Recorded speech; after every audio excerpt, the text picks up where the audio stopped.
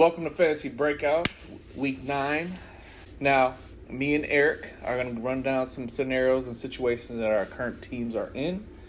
And then we'll also talk about some injury news and give you any starts and sits that we have this week, okay? So, first of all, we will be posting our rankings on social media, okay? So be on the lookout for those. Obviously, please hit subscribe and whatnot. It's always good, and I want to appreciate you guys' support. All right, your matchup. You get to talk about it in my league. Okay, what's going on? You got a tight end situation going. So what's your thinking behind this? You got Jordan Reed involved, and because you just slotted him in with Goddard on the bye, right? Yeah, I just figured that obviously we got her on the bye. Obviously, the 49ers are very depleted, so Jordan Reed should have plenty of opportunities. So for now, that's what I'm going with. Any situation with your team, Erik? With my team in my league, so we'll be talking about my league again, I'm sure. We'll have Pat and I are going to be butting heads for sure in the future. But with my league, it really comes down for me to injuries to not only just who I have. So McCaffrey, I have. If he comes back this week, then I'm going to be not starting Mike Davis, so that's going to change up my lineup in the flex at least. And then, which we are expecting that McCaffrey would come back this week, just with the timetable and everything. But we'll update you if something changes there. But with Ridley's foot, it is not looking like he's going to be playing, but I'm optimistic he would be if he plays. If he plays, he's in my lineup. But with him, if Ridley's out, then I have kind of a tough decision. So I have J.K. Dobbins going against the tough Colts run defense. I have Diontae Johnson against Dallas, but Diontae Johnson likes to be out a lot, as we've unfortunately figured out pretty quickly here. And then Marvin Jones at Minnesota, but that's without Stafford now, which after waivers go through, we find out about that. So everybody that spent money, hey, I'm with you on that. How much did you spend on him, Erik? I think I spent, what was it, $6? It was either $6 or $8, and I have like 55% left in my budget. But first of all, I'm not dropping Mike Davis yet. They have a crazy good schedule, along with if McCaffrey gets hurt, he could be extremely valuable. He gets Detroit, Minnesota, and Green Bay to round out the year. So I definitely want to hold on to him if possible. Otherwise, I'm looking at starting. So I do want to still start Dobbins. I feel like he's building that floor right now, and I feel like he's going to be getting around about 80 yards at least from scrimmage. So I want to start him. And then I don't want to start Marvin Jones. I don't like Chase Daniel. Maybe we never will as a quarterback. But yeah, I think I'm going to roll the dice with Diontae Johnson. And I feel like I have a really good shot in this matchup. So, but Pat, otherwise, I don't. Do you have any feelings about that? Would you start Marvin Jones in that scenario? No. Or maybe Justin. We do have a Justin Jackson did get dropped. I did see that. Are you going after Justin Jackson? And it comes down to if your team really needs it and with your bread, Yeah, because Justin Jackson does get the Raiders, who they started out the year like very, very friendly to running backs, but now they've kind of tightened things up. So that's part of my thinking. But I did add DJ Dallas, but it looks like Travis Homer's going to be splitting carries with him, and Travis Homer wasn't playing last week, so I don't want any part of that. I actually did drop DJ Dallas after finding that out. Almost in those situations, I almost want somebody to go get him and screw up their lineup, where like I don't feel comfortable with him. Let somebody else use that one rental, mess up their lineup. It's a competitive game. So I think I put a fab in last night for him with $0 for that very reason. Like I'll get him if he's there, but I'm not gonna go and it's not worth it. So in my league, we actually have an interesting situation. Me and Erik are playing each other. Now I'm taking a beating in that league. I got Jonathan Taylor. It's not looking great right now, but he's playing Baltimore anyways. I really wasn't playing him. But my major loss this week was the announcement of Myles Gaskin. That really hurt me. So, which led me to the waiver. And this is a 12-team league, so if you can imagine how many people are out there, you can count them on one finger.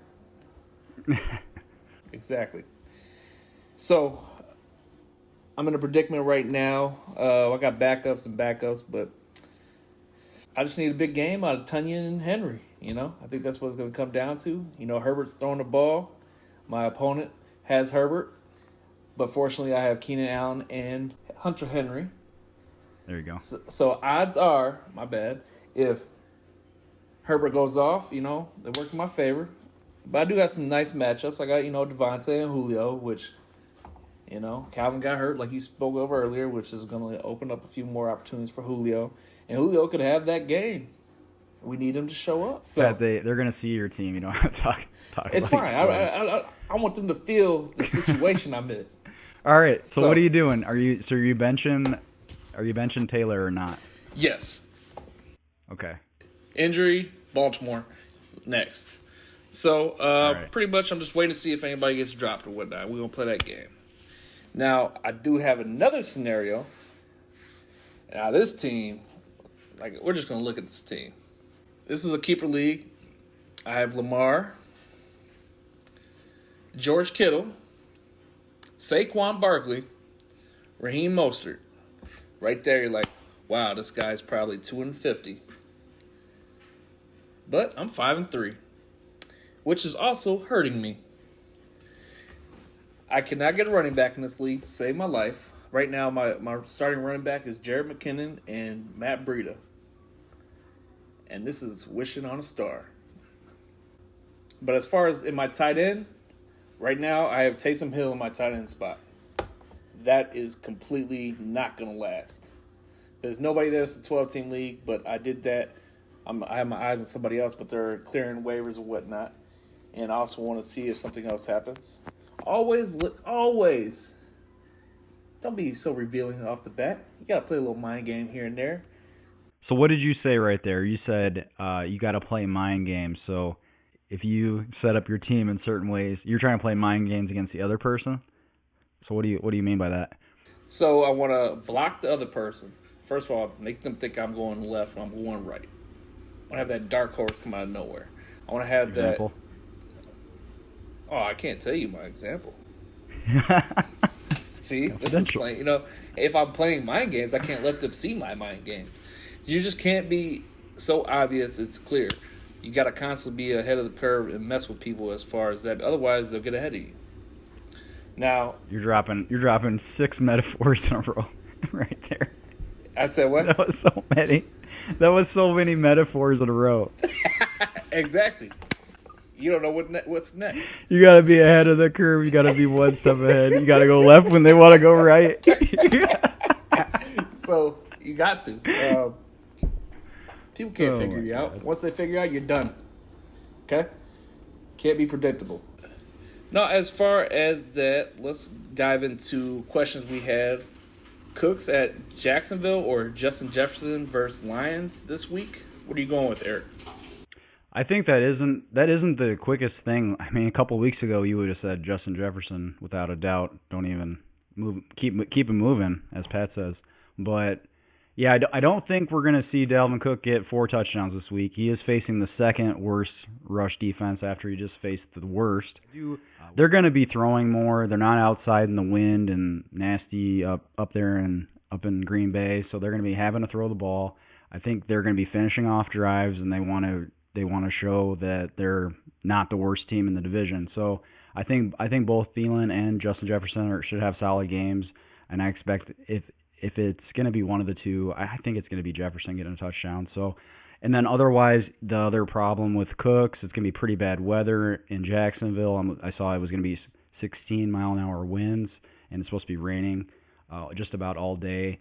So, and maybe your game script's going to be messed up with Houston if they just come out and just destroy Jacksonville. There won't be that need for garbage time at the end. But what do you think? Do you agree with that, or do you find a couple holes in that? I'll go back and forth, but between Cooks and Jefferson, I'm definitely leaning towards Jefferson. Now, this week's a little different. Like you said, Matthew Stafford might not play. So that's another wrench in that equation. So I don't think it would be the same game script, personally. Now, let's go ahead and dive into some injury updates. the number one running back, if some people think number one running back, Mr. McCaffrey, did have a full practice. Are you expecting him to go out there, and are you starting with full confidence this week, Eric? How many times have they said that, yeah, we're going to limit his carries, oh, he's not going to touch the ball, and then they just give him 90% of the work. So I think that if they have any trouble in that game, he's going to be on the field every play. I don't really see them wanting him off that field. But yeah, fire him up. Do not drop Davis at all. I would not drop Davis. I've seen people drop Davis. I've seen so many just don't drop him. We've seen how valuable running backs are, and I can see them still incorporating offense between the both of them or involving both of them. So I'd be more frustrated with Mike Thomas and McCaffrey by far, but you got to play him. Doesn't matter who they're playing, you play him. Drew Brees' arm is just flabby. That's being nice. His hand doesn't work. He messed up his hand last year. He can't hold the ball. He can't. He tries to do those pump fakes. He can't pump fake. It's hard to fault him. He's 40 years old. I'm not gonna be mad at him, but no, he's done great things.